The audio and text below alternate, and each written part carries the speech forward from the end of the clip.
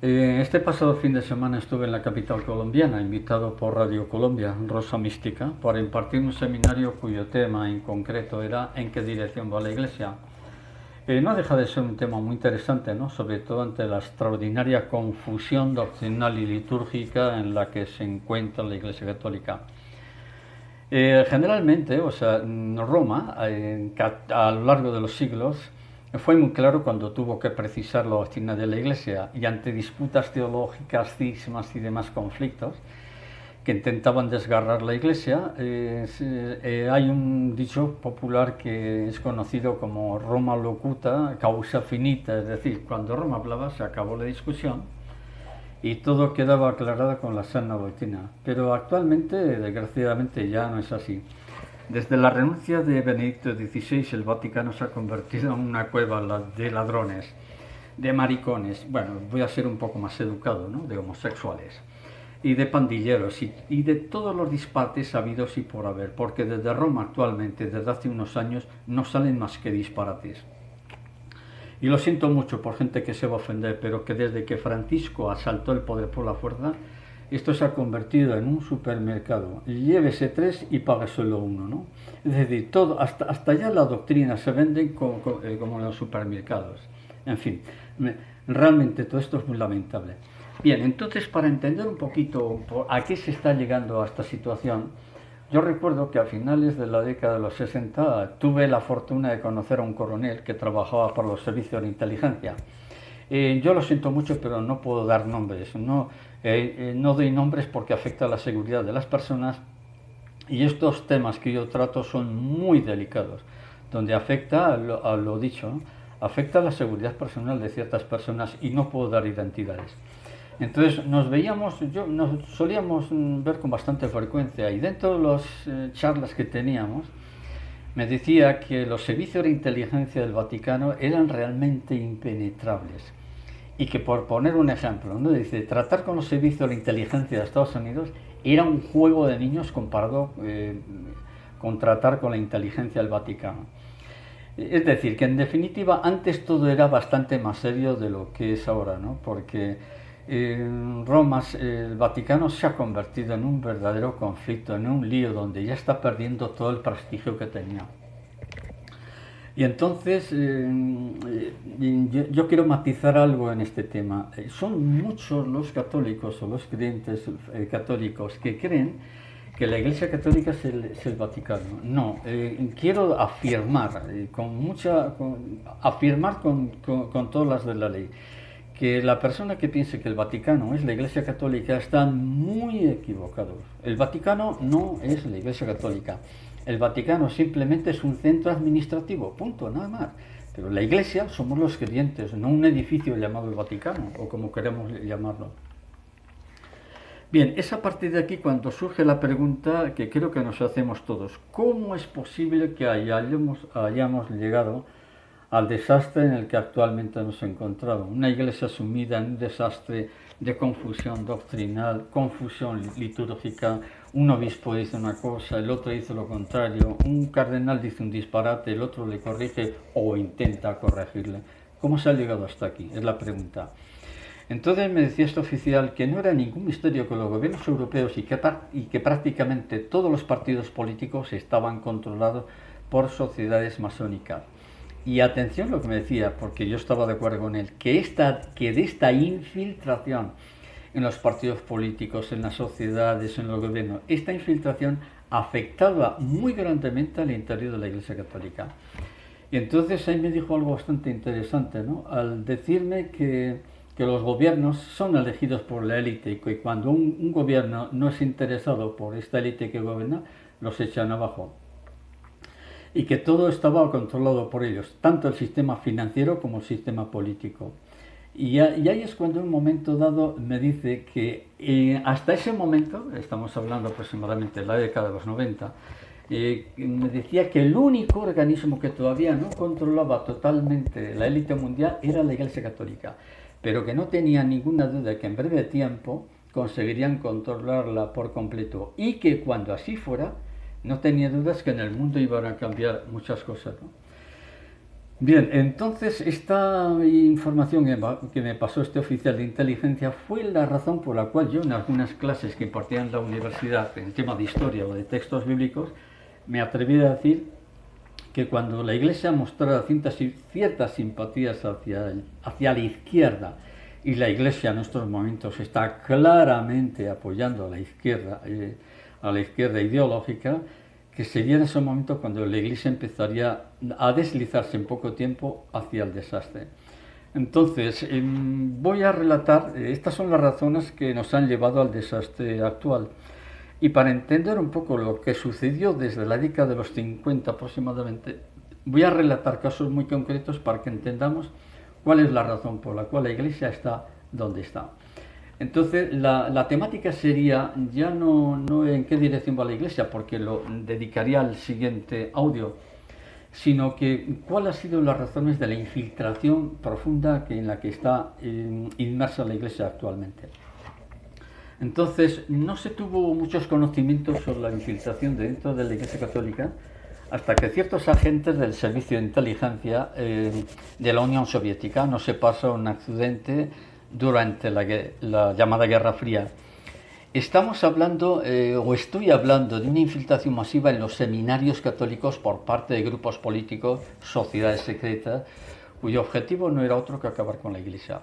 Entonces, los primeros datos de este tema empiezan a conocerse a partir de los años 60. Si bien antes, 20 años antes, existían referencias muy claras expuestas por la asesora jurídica del Partido Comunista Norteamericano, Cristina Beladov, quien confirmó en la década de los años 40 que solo ella había conseguido infiltrar en los seminarios norteamericanos a más de 1.100 candidatos para que fueran ordenados sacerdotes. Y poco después, durante el Concilio Vaticano II, Cristina Beladov confirmó que ya tenían numerosos obispos y lo más alto de la Iglesia Católica. Yendo, por ejemplo, al caso de España, el que fue secretario general del Partido Comunista, Santiago Carrillo, y la secretaria adjunta, que era Dolores Ibarruri, también del Partido Comunista, confirmaron en su momento que ellos se habían conseguido infiltrar en los seminarios a muchos candidatos para que fueran ordenados sacerdotes. Y este proceso de infiltración fue masivo a partir de los años 60 del pasado siglo. Una muestra de este proceso de infiltración, al menos en el caso de España, yo lo conozco a fondo porque yo nací en esa zona, en la zona del País Vasco. Y entonces, por poner un ejemplo, en la diócesis de San Sebastián, que hace frontera con Francia, de 130 párrocos aproximadamente que había hace unos 8 o 10 años, son cifras aproximativas, es un poco difícil precisar esto, el 75% eran de formación marxista, hasta el punto de que llegaba a haber episodios ante asesinatos que había que los sacerdotes se negaban a hacer la misa de difuntos porque simplemente no pertenecían, no eran del País Vasco o habían sido asesinados por el grupo terrorista vasco. En uno de ellos, un personaje verdaderamente abyecto, fue este Monseñor Setién, ¿no? Entonces, el tema que se desarrolló a partir de ese momento es verdaderamente terrible. La actitud de los obispos del norte, que se negaban simplemente a oficiar a personas que habían fallecido asesinados por ETA. Es decir, dentro de la Iglesia Católica se puso, al menos en el norte de España, se pudo comprobar el enorme grado de infiltración marxista que ya había dentro de la Iglesia en general. Entonces, detrás de todo esto había una institución religiosa que es la que apoyó muchísimo el terrorismo, del terrorismo vasco, y que no eran otros que los jesuitas. Y han sido ellos los que han llevado a la Iglesia al mayor quebradero de cabeza de los últimos pontificados. Y de esta orden religiosa han salido la mayor parte de los teólogos e intelectuales que han dejado la Iglesia en el estado actual de postración en la que realmente se encuentra. Pues bien, los escándalos sexuales que ha padecido, por ejemplo, yendo al caso de la Iglesia norteamericana, estamos hablando a partir de la década de los años 80, venía a confirmar las declaraciones hechas por Cristina Dobb sobre la infiltración dentro de los seminarios, que no eran sino una manipulación informativa, que no era una manipulación informativa, sino una terrible realidad. Y esto se puede aplicar a la iglesia francesa, a la iglesia alemana, la italiana, la española, la polaca. Yo tengo datos muy precisos de la iglesia polaca y es algo impresionante. Un ejemplo lo encontramos en uno de los más estrechos colaboradores de Juan Pablo II, que era el padre Mieczysław Maliński, que estudió precisamente con Karol Wojtyła, el futuro Juan Pablo II. Se descubrió que este sacerdote, amigo y colaborador de Juan Pablo II, tenía código Delta. El código Delta quiere decir que trabajaba para los servicios de inteligencia comunistas polacos, los cuales a su vez colaboraban con el servicio de inteligencia soviético, más conocido como la KGB. Atención, porque estamos hablando de la cabeza de la Iglesia, es decir, los que rodeaban en torno a Juan Pablo II. Y entonces este lío de la infiltración de sacerdotes marxistas, que era común, repito, era común en el resto de la Iglesia, de las conferencias episcopales de la Iglesia Católica en gran parte de Europa, pero que en este caso estoy hablando de la Iglesia polaca, ¿no? Lo fue descubriendo todo este tema un sacerdote polaco de origen armenio. Estoy hablando de Tadeusz Isakowicz Zaleski. Entonces, para impedir que se supiera el grado de infiltración del comunismo dentro de la Iglesia Católica, la policía secreta comunista le sometió a torturas para que dejara de investigar y de informar. De manera que el padre Tadeusz llegó a descubrir que 39, ni más ni menos, arquidiócesis polacas entre los años 1944 y 1989 habían colaborado con el régimen soviético, y llegó a publicar un libro donde daba nombres y apellidos de todos los sacerdotes y parroquias que colaboraban con el régimen soviético y polaco, naturalmente. Y el escándalo fue de tal magnitud que el cardenal Stanisław Dziwisz de Cracovia le prohibió publicarlo. Sin embargo, después el que le continuó, que era el cardenal Joseph Gahn, le pidió disculpas. Bien, por lo tanto, fue a partir de la década de los años 70 cuando varios agentes soviéticos se pasaron a Occidente. Estoy hablando de Anatoly Golitsyn y Vasily Mitrokhin, quienes informaron con detalle de todos los agentes infiltrados. Estamos hablando de sacerdotes, obispos y cardenales, porque los servicios de inteligencia soviéticos, ya que Vasily Mitrokhin pasó a Occidente 25.000 páginas fotocopiadas, y ahí estaban nombres y apellidos, sacerdotes, obispos y cardenales que eran miembros de la masonería o eran agentes dobles de los servicios de inteligencia rusos. Hoy diríamos rusos, entonces eran soviéticos. Entonces, para comprender, donde daba datos de todos los sacerdotes y la jerarquía que estaban infiltrados dentro del Vaticano y dentro de las conferencias episcopales de distintos países. Para comprender un poco de esto, conviene recordar que se inicia a partir del Concilio Vaticano II, donde fueron tres los teólogos que marcaron la pauta a seguir, como son Congar, de Lubac y sobre todo Karl Rahner. Y de Karl Rahner hablaré un poco más adelante, porque este fue el que inclinó la Iglesia hacia el desastre. Estoy hablando del desastre teológico que estamos viviendo. Para entender un poco todo esto, la razón de la teología, podríamos resumir en que estos tres teólogos que fueron los que influyeron en el Concilio Vaticano, crearon una teología o una revelación sin Cristo. O dicho de otra forma, se creó una teología donde no hay Dios. Entonces, con esta base ideología de que ya todo es discutible, todo se puede debatir, no hace falta ser muy inteligente para comprender que los primeros pasos hacia el marxismo ya se habían dado. Estamos hablando de la década de los años 60. Ante esto, la pregunta que nos surge es bastante simple. ¿Quiénes se encargaron de este trabajo? Adivínenlo, los jesuitas.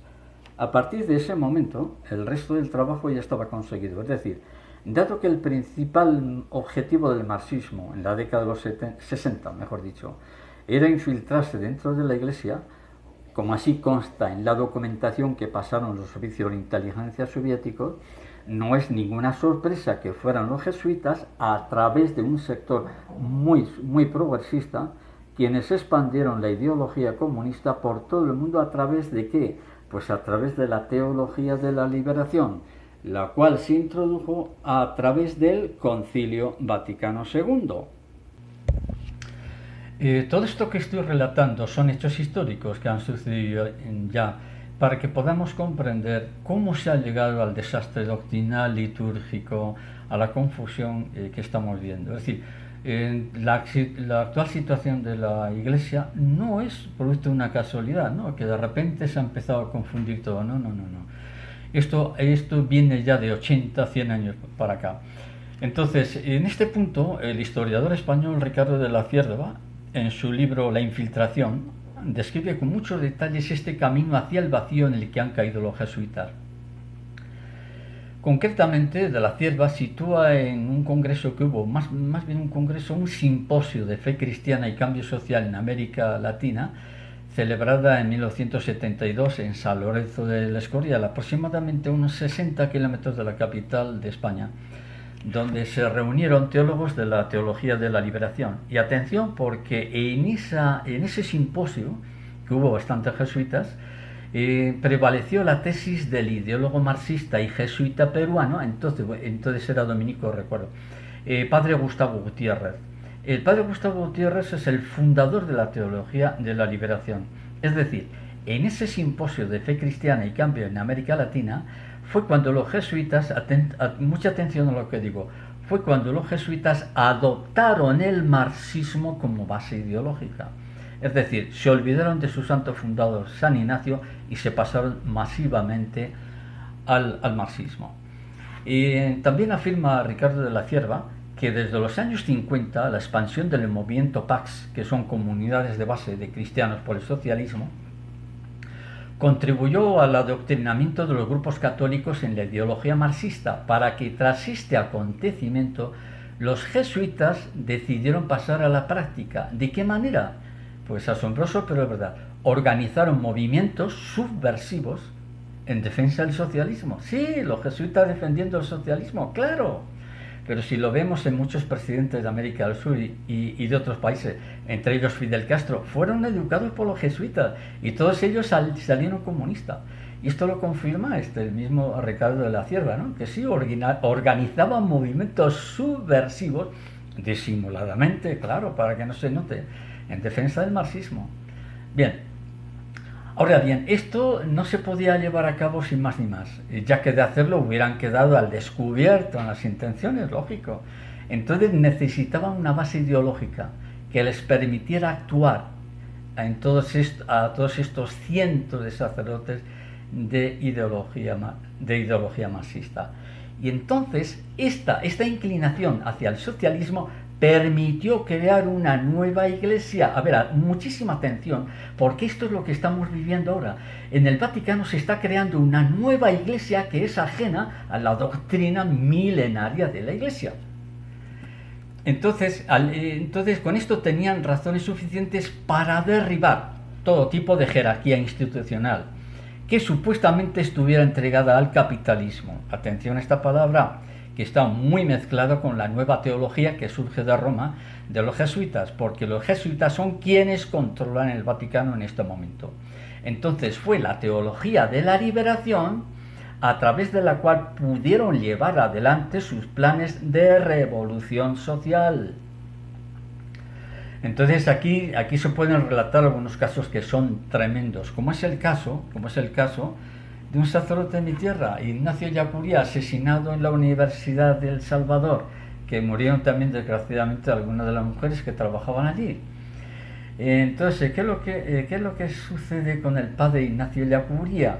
Pues que este sacerdote jesuita llevaba a cabo operaciones, convirtió la universidad en un centro de apoyo logístico a los comandos parroquiales, que en realidad eran comandos marxistas de la zona, para expandir el comunismo por América Central. Tremendo, pero verdadero.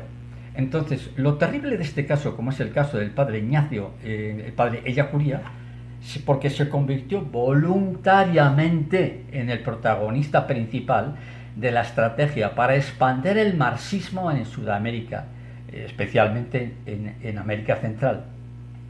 Y todo esto detrás estaba también el régimen comunista de Fidel Castro, que patrocinaba todas estas operaciones.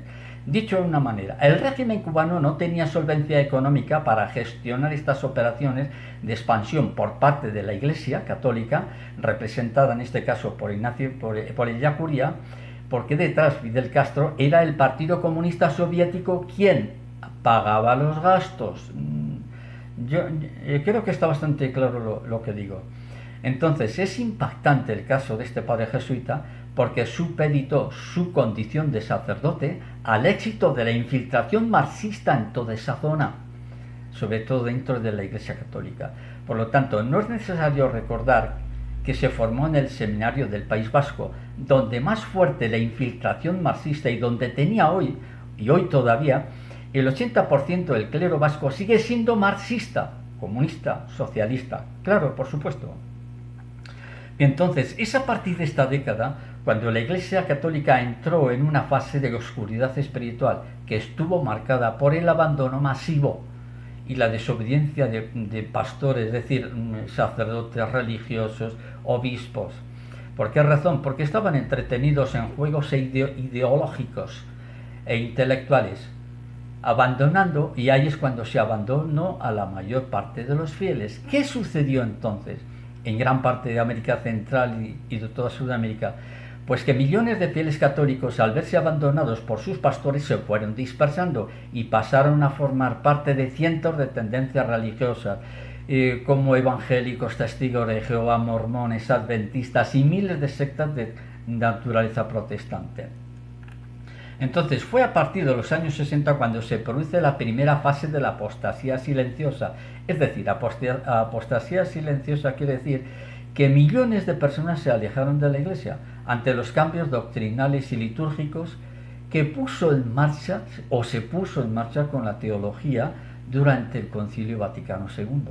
En un par de décadas, entre los años 70 a los 90, esta deformación teológica había florecido lo suficiente que no solo abrió las puertas a un ateísmo dentro de la Iglesia, sino que se pudo observar con claridad en una decadencia moral, religiosa y vocacional en todas las instituciones religiosas, porque entre los años 70 a los 90, cientos de miles de consagrados, ya sean monjas, sacerdotes religiosos consagrados, abandonaron los conventos y todas las casas religiosas. Resumiendo un poco esto que acabo de decir, todo este proceso entre los años 50, 60, 70, 80, hubo un abandono masivo de gran parte de la Iglesia que se alejó de la Iglesia Católica. Es decir, un abandono masivo de millones de fieles que se alejaron de la Iglesia ante los cambios que estaban sucediendo y que la gente no lo entendía. Continúo dentro de un rato con la segunda parte, que es la que me llevó a ir a la capital de Colombia a precisar en qué dirección va la Iglesia Católica. Con esto que he mencionado muy brevemente, porque es un esquema rapidísimo, esto explicarlo con precisión lleva mucho tiempo, pero lo que he explicado es que la actual situación de la Iglesia Católica tuvo su fase previa en la infiltración masiva del marxismo, de la masonería y de sociedades secretas. Continuamos después en una segunda parte.